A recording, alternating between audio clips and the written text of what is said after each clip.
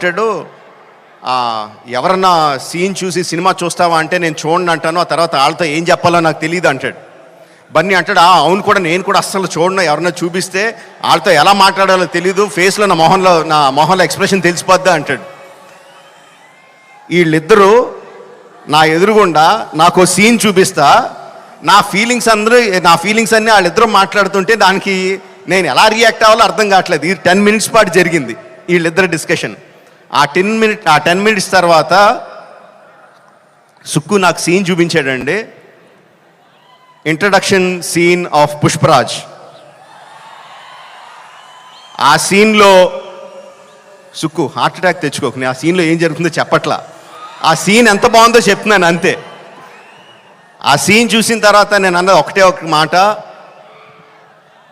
ఈ సీన్కి దేవి ఎంత మ్యూజిక్ ఇవ్వగలిగితే అంత, ఎంత స్కోప్ కావాలంటే అంత, ఏ రేంజ్కి తీసుకెళ్లాలంటే ఆ రేంజ్, అంత ఎక్సలెంట్ సీన్ చూపించాడు సుక్కు.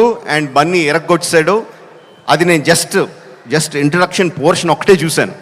ఇంకా సినిమా మొత్తం దాని తర్వాత ఎలా ఉంటుందో ఆబ్వియస్గా అర్థమైపోయింది.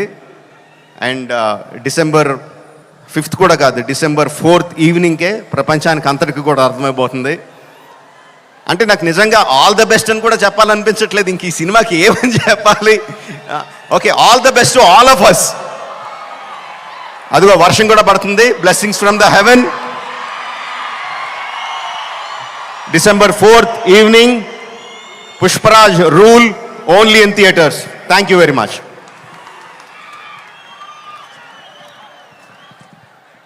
Thank you so much. Rajamouli గారిని వేదిక మీదే ఉండవలసిందిగా రిక్వెస్ట్ చేస్తూ ఉన్నాము. అండ్ ప్రొడ్యూసర్స్ మన మైత్రి మూవీ మేకర్స్ నుంచి నవీన్ ఎర్నేని గారిని అలాగే రవిశంకర్ గారిని వేదిక మీదకి రావాల్సిందిగా రిక్వెస్ట్ చేస్తున్నాము. చెరీ గారు టు ప్లీజ్ జాయిన్.